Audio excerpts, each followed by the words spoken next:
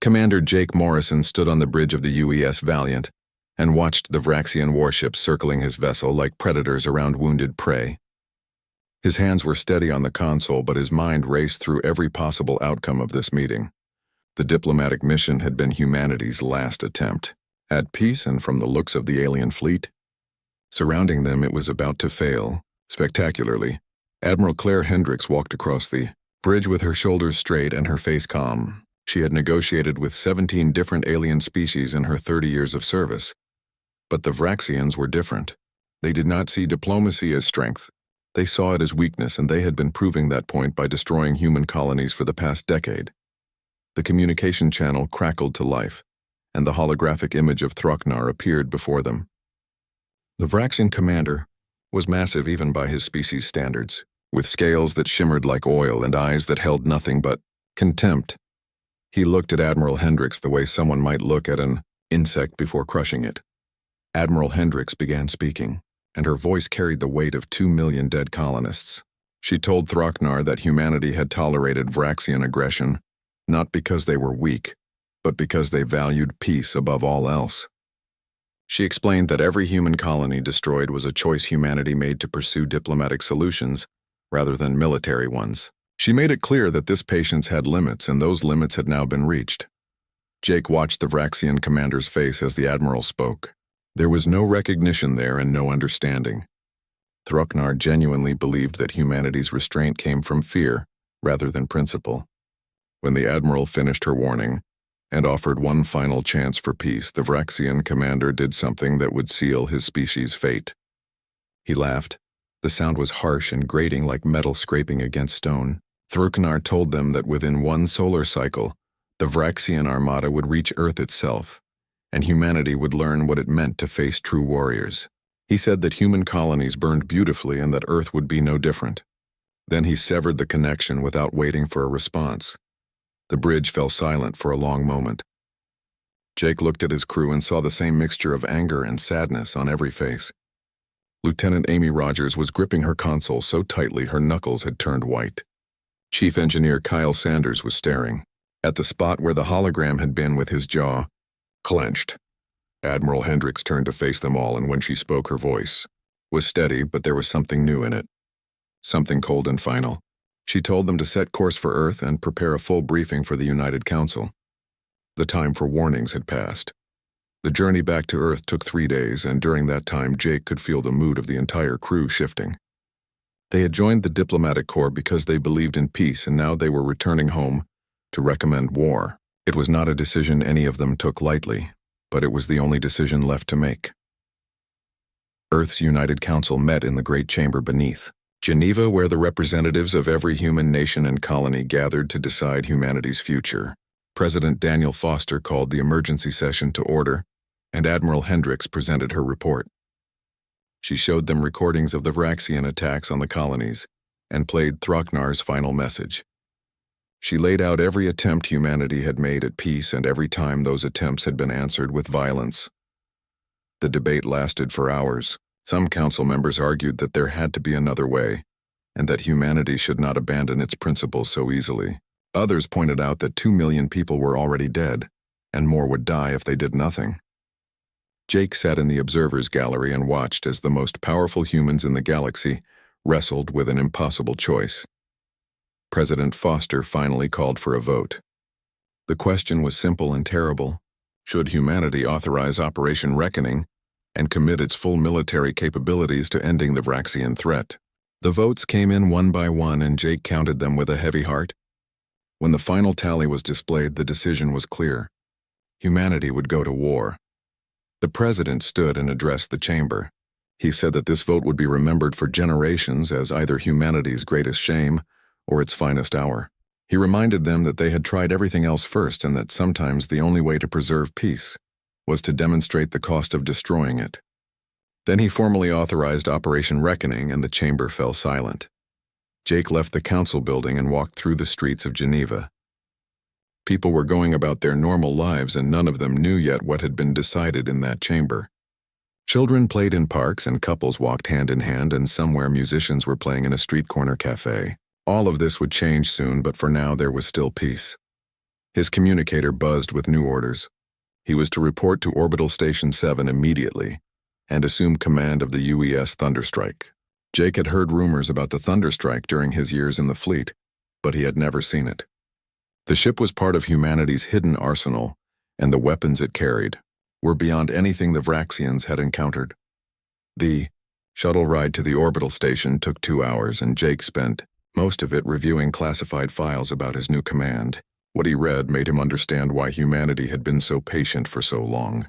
The military capabilities they had been hiding were not just advanced, they were overwhelming. Humanity had not been preparing to win a war. They had been preparing to end one so decisively that no one would ever force them into another. Orbital Station 7 appeared in the viewport, and Jake saw dozens of ships emerging from hidden construction bays. Each one was massive and sleek and covered in weapon systems that should not have been possible. The Thunderstrike was the largest of them all, and as his shuttle approached it, Jake felt the weight of what was about to happen settle on his shoulders. He thought about Admiral Hendricks' final words to the Vraxian commander. Humanity had given one last warning. Now they would unleash hell. The Vraxian armada moved through space like a plague of locusts, and their confidence radiated from every ship in the fleet. 1,500 warships strong, they had crushed civilizations that had stood for thousands of years, and now they set their sights on humanity's core worlds. Commander Throcknar stood on the bridge of his flagship and watched the tactical displays with satisfaction. The humans had run back to their homeworld like frightened children, and soon he would teach them the price of defiance.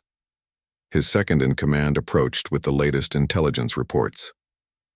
The scouts had detected human fleet movements, but the numbers were smaller than expected. Perhaps 300 vessels were gathering near the Kepler system, which was barely enough to delay the Vraxian advance, let alone stop it. Throcknar dismissed the information with a wave of his clawed hand.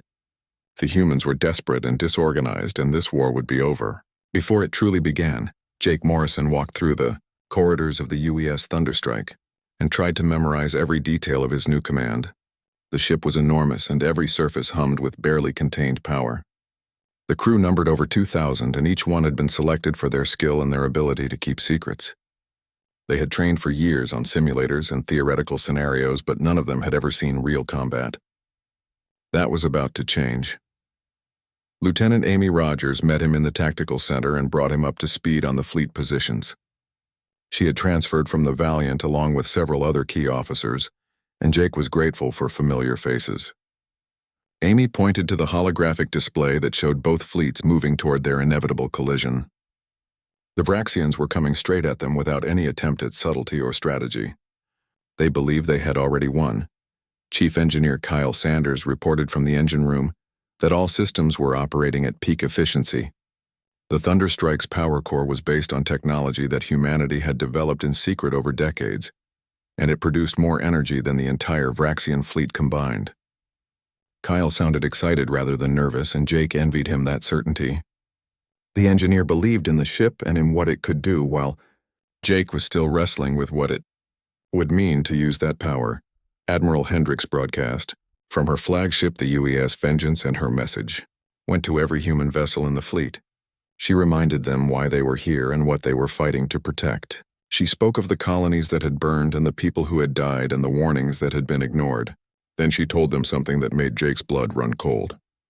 Humanity's military doctrine had been deliberately designed to hide their true capabilities, and every battle they had ever fought had been won with a fraction of their real strength. The Vraxians detected the human fleet and adjusted their course to engage. Throcknar was pleased to see the humans gathering to face him, rather than scattering in panic. It would make the slaughter more efficient. He ordered his ships into their standard attack formation with heavy cruisers in the front and lighter vessels providing support from the flanks. This formation had worked against every enemy they had ever faced, and he saw no reason to change it now. Jake received the preliminary targeting data and felt his stomach tighten. The Vraxian fleet was massive, and even with humanity's technological advantages, the battle ahead would cost lives. He looked around the bridge at his crew and saw them checking their stations with practiced efficiency. They trusted him to lead them through this, and he could not let that trust be misplaced. The distance between the fleets shrank rapidly, and the Vraxians opened fire first. Plasma bolts streaked across the void and should have torn through human shields like they had done to so many others before. Instead, the bolts struck and dissipated against barriers that bent physics in ways the Vraxians had never encountered. Their weapons were powerful, but humanity's quantum shields operated on principles that made conventional attacks nearly useless. Throcknar watched in disbelief as his opening salvo achieved nothing. The human ships did not even seem damaged, and they were not returning fire. Perhaps their weapon systems were inferior despite their advanced defenses. He ordered a second volley with twice the firepower, and this time the plasma bolts were concentrated on a single human dreadnought. The ship's shields flickered but held, and still the humans did not shoot back. Admiral Hendricks waited until the Vraxian fleet had committed fully to their attack. She wanted them confident and close and completely unprepared for what came next. When the enemy ships were exactly where she wanted them, she gave a single order that would echo across the galaxy. Fire. The human fleet erupted with light and fury. Railguns that had been charging during the Vraxian assault released projectiles accelerated to relativistic speeds. The tungsten slugs crossed the distance between fleets in fractions of a second, and when they struck Vraxian shields, the shields simply ceased to exist. Ships that had survived 1,000 battles were torn in half by weapons that hit with the force of small nuclear explosions. Jake watched the tactical display as red icons representing enemy ships began winking out of existence. The Vraxians were trying to scatter, but their formations were too tight, and every railgun shot was hitting multiple targets. He gave the order to launch the directed energy weapons and the thunderstrikes. Main batteries fired beams of concentrated power that sliced through armor like a hot knife through butter. Lieutenant Rogers coordinated the assault with cold efficiency. She had uploaded the firing solutions weeks ago, and now she simply watched as the automated systems executed her plan with perfect precision. Every human ship knew exactly where to aim and when to fire, and the Vraxians had no defense against this level of coordination. They were used to fighting enemies who panicked under pressure, but humanity had prepared for this moment with patience and care. The Vraxian fleet was in chaos. Throcknar screamed orders, but his communications were being jammed by human electronic warfare systems. Half his fleet was already gone, and the survivors were taking damage faster than he could track. He had faced strong enemies before, but never anything like this. The humans were not just winning. They were dominating with a casual ease that suggested they were holding back even now. Chief Engineer Sanders reported that the Thunderstrike's experimental jump drive was ready for combat use. Jake authorized its activation, and the massive dreadnought disappeared from one position and reappeared 3,000 kilometers away in an instant. The Vraxians had jump technology, but nothing that could be used in the middle of battle. Human ships began micro-jumping across the battlefield and striking from impossible angles before vanishing again. Admiral Hendricks watched the battle unfold and felt no satisfaction in the slaughter. This was necessary, but it was not glorious. The Vraxians had killed 2 million humans and destroyed 3 worlds, and now they were paying the price for that arrogance. She broadcast on all frequencies one more time and offered the Vraxians a chance to surrender. Most of them kept fighting, but a few ships powered down their weapons and transmitted surrender codes. Those ships were tagged and left alone while the battle continued around them. Within 3 hours, the battle was effectively over. Of the 1,500 Vraxian warships that had entered the system, fewer than 200 remained, and most of those were damaged beyond combat effectiveness. Throcknar's flagship was adrift with its engines destroyed and life support failing. The Vraxian commander sat in his ruined bridge and understood for the first time that humanity's patience had not been weakness. It had been mercy, and that mercy had just run out. The remnants of the Vraxian fleet scattered in every direction like embers from an explosion, and Jake Morrison gave the order to pursue. About 200 enemy ships had managed to escape the initial battle, and they were fleeing toward their home territory. Admiral Hendricks authorized a pursuit force of 50 human vessels with the Thunderstrike leading the way, and Jake accepted the assignment without hesitation. The war would not truly be over until the Vraxians understood that their way of conquest had ended permanently. Lieutenant Amy Rogers analyzed the trajectory of the fleeing ships and discovered they were not heading toward any of the known Vraxian outposts. Instead, they seemed to be using a jump route that human intelligence had never detected before.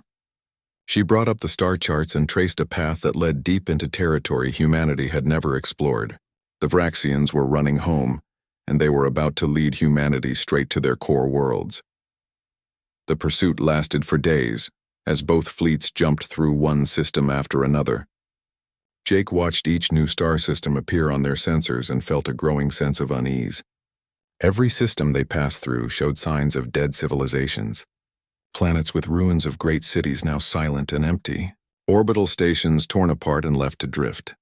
The Vraxians had not simply conquered these places, they had utterly destroyed them. Chief Engineer Kyle Sanders requested permission to send probes to one of the dead worlds and Jake approved it. The data that came back was devastating. The planet had supported a population of nearly 3 billion and their technology had been roughly equivalent to 21st century Earth. The Vraxians had bombarded them from orbit until nothing remained but rubble and ash. There were no survivors. There had never been any intention of leaving survivors. Lieutenant Rogers pulled up historical data from what remained of the planet's databases and pieced together the story. The civilization had been called the Vareth, and they had been peaceful traders who first encountered the Vraxians 40 years ago. The Vraxians had demanded submission, and when the Vareth refused, they had been systematically exterminated. Their crime had been believing that reason and diplomacy could work, with an enemy who only understood violence. Jake shared the information with Admiral Hendricks and she ordered all ships to document everything they found. The galaxy needed to see what the Vraxians truly were and what they had done to countless species over centuries of expansion. Humanity had tried to negotiate with them because that was what civilized species did, but the Vraxians had never been civilized. They were predators who had mistaken humanity's civilization for prey. The pursuit fleet passed through 3 more dead systems, and each one told the same story. Thriving civilizations reduced to nothing because they refused to bow to Vraxian dominance. Some had fought back and some had tried to flee and some had attempted surrender, but the outcome was always the same: total annihilation. The Vraxians did not take prisoners or accept tribute. They simply erased anything that stood in their path. Lieutenant Rogers reported that the enemy fleet was slowing down and their formation was tightening. They had reached their destination. Jake brought the Thunderstrike out of jump and found himself staring at Vraxis Prime. The Vraxian homeworld was a massive planet with 3 moons and orbital stations that numbered in the hundreds. More importantly, it was defended by nearly 500 warships that had rallied to protect their home. The Vraxian home fleet moved to intercept the human pursuit force, and Jake realized they were facing a decision point. The enemy was offering battle here and now, and humanity had to choose how to respond. They could destroy the defenders and bombard the planet below, or they could try one more time to end this through terms rather than annihilation. Jake requested orders from Admiral Hendricks and waited while she considered the options. The waiting was terrible because every minute brought the 2 fleets closer to engagement range. Jake watched the Vraxian ships forming their defensive lines and knew that the crews of those vessels were preparing to die for their homeworld. He thought about the 2 million humans who had died in the colony attacks and the billions of aliens who had died before them. The Vraxians had earned this fate through their own actions, but that did not make it easier to deliver. Admiral Hendricks arrived with the main human fleet and took command of the entire force. She had brought another 200 warships, and now humanity had overwhelming superiority in numbers and technology. The Vraxian home fleet was large, but it was no match for what faced them. The Admiral opened a communication channel and broadcast directly to Vraxis Prime, bypassing the military command structure entirely. Her message was simple and brutal. She showed the Vraxian population everything humanity had documented during the pursuit: the dead worlds and the extinct species and the evidence of centuries of genocide. She explained that humanity had tried diplomacy and had been answered with mockery and murder. She told them that their military was defeated and their fleets were destroyed, and now they faced the same choice they had offered to so many others: submit or die. Jake watched the tactical display as chaos erupted on Vraxis Prime. The civilian communication networks lit up with panic and confusion. Many Vraxians had no idea what their government had been doing in their name. They believed the propaganda about glorious conquests and worthy opponents, but they had never seen the truth. Now they could not unsee it, and their faith in their leaders began to crumble. The Vraxian War. Council tried to seize control of the broadcasts, but humanity's electronic warfare capabilities were too advanced. Every time they blocked one channel, Admiral Hendricks opened 10 more. The truth spread across the planet like wildfire, and with it came anger and fear. The people had been told they were invincible, and now a human fleet sat in orbit proving that lie wrong. Chief Engineer Sanders detected massive power fluctuations on the planet's surface. Cities were experiencing riots as the population turned against their own government. The War Council was ordering the home fleet to attack, but many ship commanders were hesitating.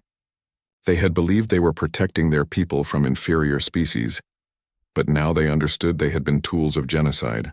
Some ships were still loyal, but others were questioning their orders. Lieutenant Rogers identified which vessels were still under War Council control and which ones were wavering. She recommended that Admiral Hendricks target the Loyalists first to demonstrate what resistance would cost. Jake agreed with the assessment, but added that they should give the wavering ships time to make the right choice. Every Vraxian vessel that stood down was one less fight they would need to win, and one more witness to what happened next. Admiral Hendricks gave the order, and 10 human dreadnoughts moved forward.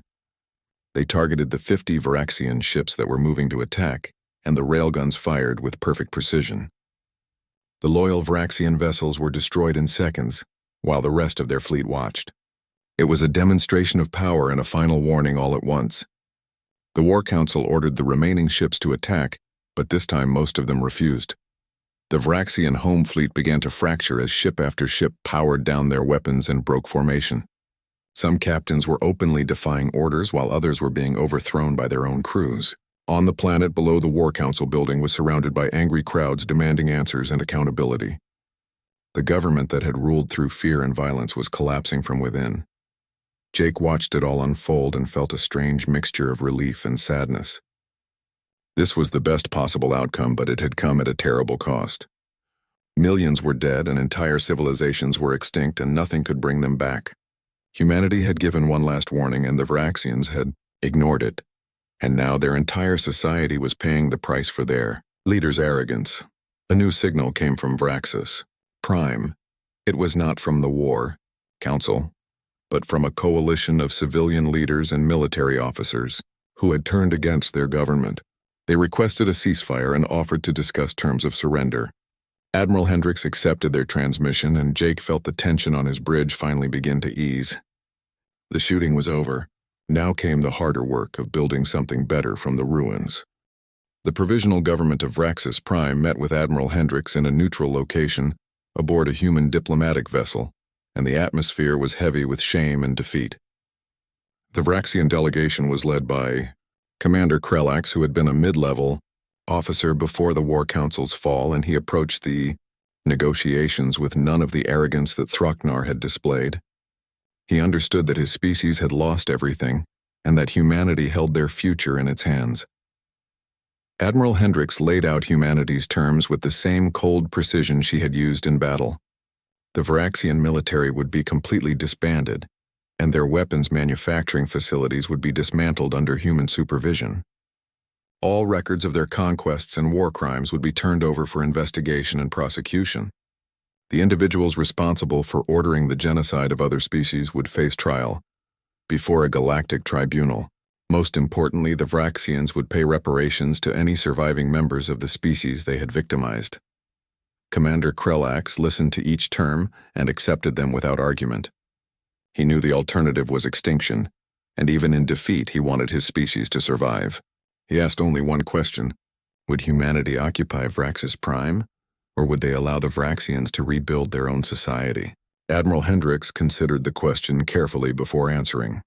She said that humanity had no interest in becoming conquerors, but they would maintain a peacekeeping presence until they were satisfied that the Vraxian people had truly changed. Jake Morrison watched the negotiations from the observation deck and tried to process everything that had happened.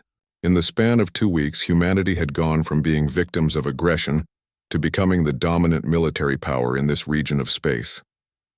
The responsibility that came with that power weighed on him heavily. It would be easy to become the same kind of tyrants that the Vraxians had been, and humanity would need to be vigilant against that temptation.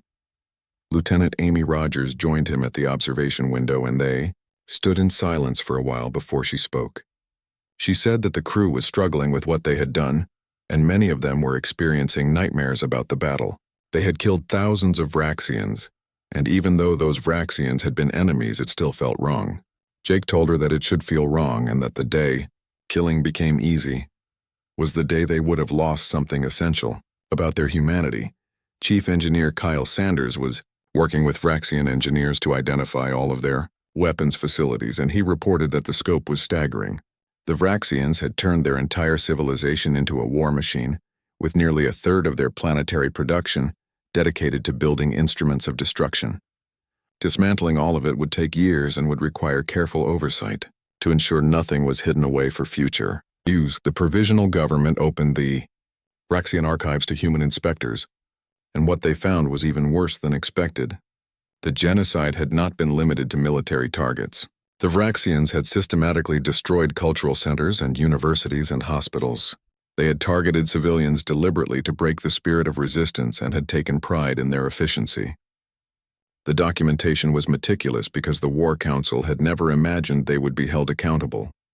Jake was assigned to lead the investigation team and spent weeks reviewing evidence of atrocities. Each report was more horrifying than the last. Entire species had been hunted to extinction for sport. Planets had been bombed until they were uninhabitable. Prisoners had been subjected to experiments that defied description. The Vraxians had committed crimes against life itself and had done so in the name of expansion and glory. Lieutenant Rogers helped compile the evidence for the War Crimes Tribunal, and she worked with a grim determination that Jake had never seen before. She told him that every species in the galaxy needed to see what the Vraxians had done so that no one would ever think this kind of evil was acceptable. The documentation would serve as both a historical record and a warning about what happened to civilizations that abandoned morality in pursuit of power. The first trials began 3 months after the surrender and were broadcast across the galaxy. The members of the War Council were brought before judges from a dozen different species, including humans, and they were forced to answer for their crimes. Some of them showed remorse while others remained defiant to the end. All of them were found guilty and sentenced to imprisonment for life with no possibility of release. Admiral Hendricks testified at the trials, and her words carried the weight of humanity's sacrifice. She described the colony attacks and the diplomatic attempts and the final warning that had been ignored. She explained that humanity had not wanted war, but had been forced into it by Vraxian aggression. She made it clear that the punishment being handed down was not revenge but justice, and that there was a difference between the two. Jake watched the proceedings from Earth, where he had been recalled for debriefing. The United Council wanted to understand everything that had happened and ensure that humanity's military power was used responsibly going forward. President Daniel Foster met with Jake privately and asked him a simple question. Did he believe humanity had done the right thing? Jake thought about all the dead species and the extinct civilizations and the choice between mercy and justice. He answered honestly. He believed they had done the only thing possible, but that did not make it right. The president nodded and said that was exactly the kind of thinking humanity needed going forward. Power without doubt led to tyranny, but doubt without action led to cowardice. The trick was finding the balance between the two and never being so certain that you stopped questioning your own decisions. He told Jake that humanity was entering a new era and they would need people who understood both the necessity of force and the danger of enjoying it. 6 months after the battle, Jake was promoted to admiral and given command of the peacekeeping fleet stationed at Vraxis Prime. It was not a reward but a responsibility, and he accepted it with the understanding that his job was to ensure the Vraxians never became a threat again while also helping them build a better society. Lieutenant Rogers and Chief Engineer Sanders were assigned to his command, and together they began the long process of transformation. The Vraxian people were struggling with their new reality. Everything they had been taught about their superiority and their destiny had been proven false. Some of them adapted quickly and embraced the chance to build something better, while others clung to the old ways and plotted resistance.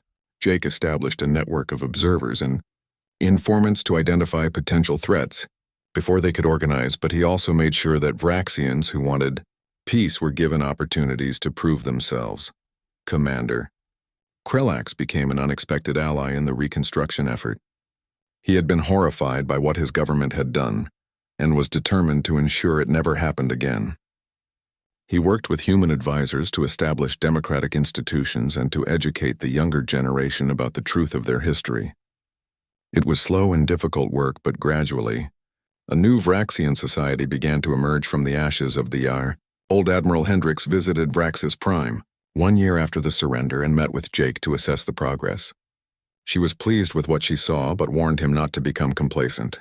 The Vraxians had been shaped by centuries of militaristic culture, and changing that would take generations. Humanity would need to maintain its presence and its vigilance for decades to come. Jake stood on the observation deck of the Thunderstrike and looked down at Vraxis Prime.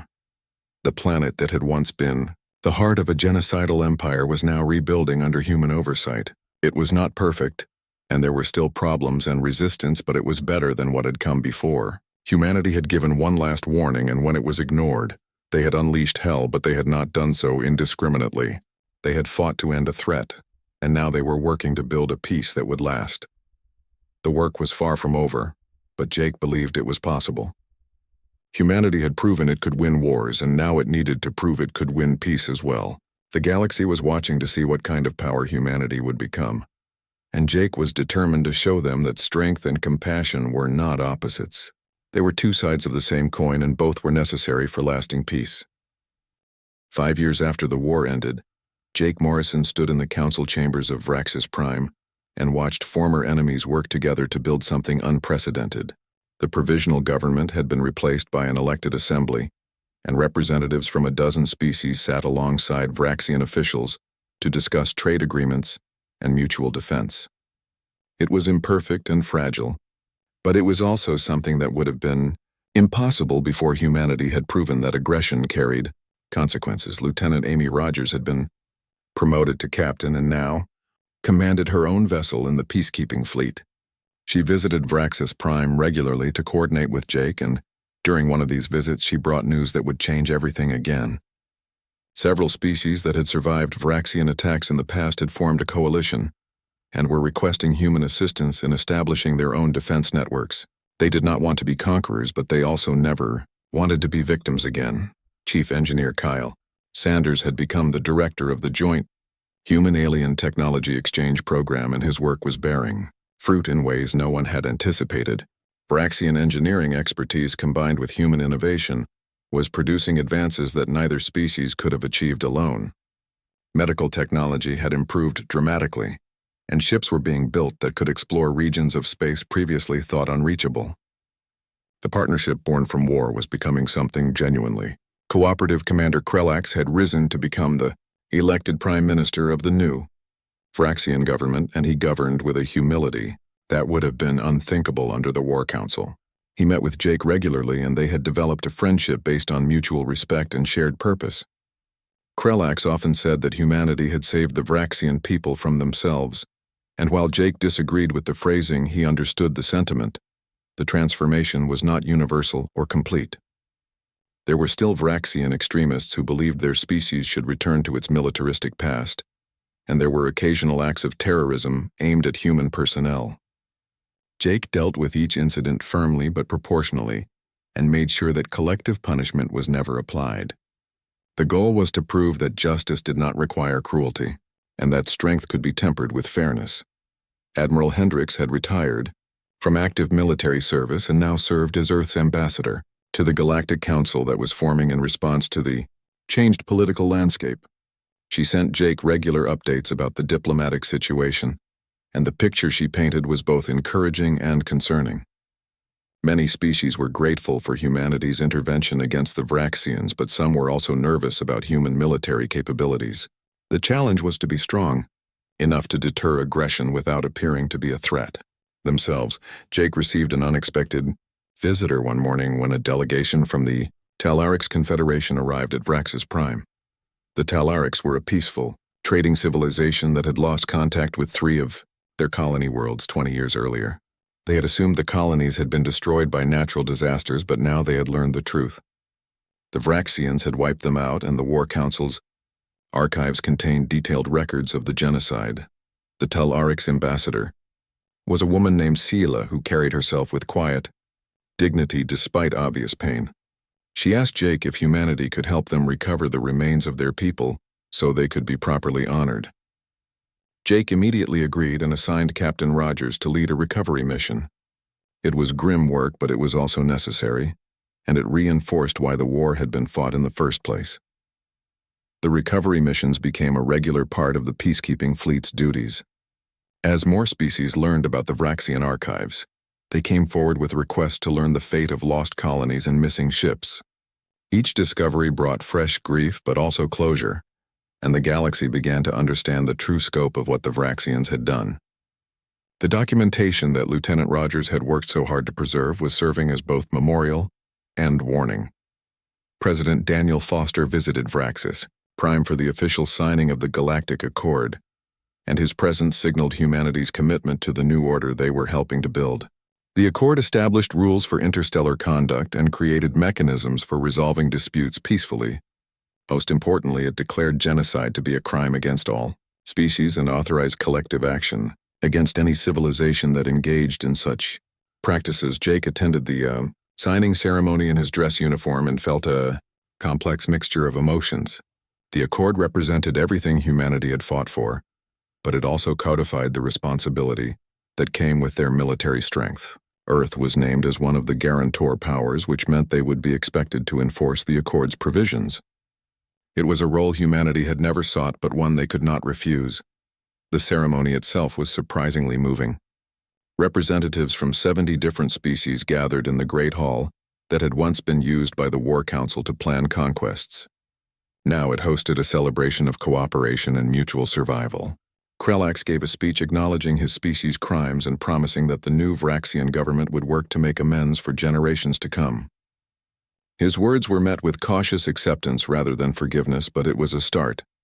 President Foster spoke next, and his message was carefully crafted to balance strength with reassurance. He said that humanity had not wanted to become a military power, but had accepted that role when necessary. He promised that Earth would use its strength to protect the vulnerable and uphold the principles of the Accord, but would never seek dominion over others. He reminded everyone that humanity had given the Vraxians one last warning because they believed in peace. Even when facing an enemy who did not, Jake found himself reflecting on how much had changed since that final diplomatic mission aboard the Valiant. He had been a commander who believed in following orders and avoiding conflict. Now he was an admiral who understood that sometimes peace required the willingness to fight and the wisdom to know when to stop. The war had transformed him just as it had transformed humanity's place in the galaxy. Captain Rogers approached him after the ceremony, and they walked together through the rebuilt streets of Vraxis Prime. The city showed signs of both destruction and renewal, with old buildings being repaired and new ones rising alongside them. Vraxian children played in parks that had been built where weapons factories once stood, and Jake allowed himself to hope that this generation would grow up knowing a different way. Kyle Sanders joined them and shared news about the latest technological breakthrough. A joint team had developed a new form of faster-than-light communication that would allow real-time coordination across vast distances. The military applications were obvious, but Kyle was more excited about what it meant for scientific collaboration and cultural exchange. The galaxy was getting smaller and more connected. The three of them ended up at a memorial that had been erected for all the species the Vraxians had destroyed. Thousands of names were carved into stone, along with the dates their civilizations had been extinguished. It was a sobering reminder that for all their progress, nothing could bring back those who had been lost. Jake stood before the memorial and promised silently that he would do everything in his power to ensure such a monument never needed to be expanded. Admiral Hendricks sent a final message as the delegation prepared to return to Earth. She told Jake that humanity had proven something important to the galaxy. They had shown that it was possible to be both powerful and principled, and that justice did not require becoming the same kind of monster you fought against. The real test would be maintaining that balance over time as memory of the war faded and new generations took power. Jake understood the challenge ahead. Humanity had unleashed hell on the Vraxians because they had ignored every warning and left no other choice. The victory had been decisive and necessary, but it had come at a cost measured in lives and in the burden of responsibility that followed. Now humanity had to prove that they could wield their power wisely and resist the temptation to become what they had destroyed. Standing on the bridge of the Thunderstrike years later, Jake looked out at the stars and thought about the future. The ship that had been built as a weapon of war was now serving as a guardian of peace. The crew that had trained for battle was now helping to explore and protect. Humanity had given one last warning, and when it was ignored, they had unleashed hell, but they had done so with purpose and restraint, and now they were working to build something better from the aftermath. The galaxy would remember this era as a turning point, the moment when unchecked aggression met overwhelming response and learned that cruelty had limits. The moment when humanity proved that mercy was not weakness but rather strength under control. The warning had been genuine and the response had been devastating, but both had been necessary. Now came the harder work of ensuring that the peace they had won would last for generations to come. Jake Morrison, the commander who had stood on the Valiant and watched diplomacy fail, had become Admiral Morrison, the architect of a new galactic order. It was not the career he had imagined, but it was the one he had earned. Humanity had unleashed hell when given no choice, and now they would prove that they could be trusted with the power they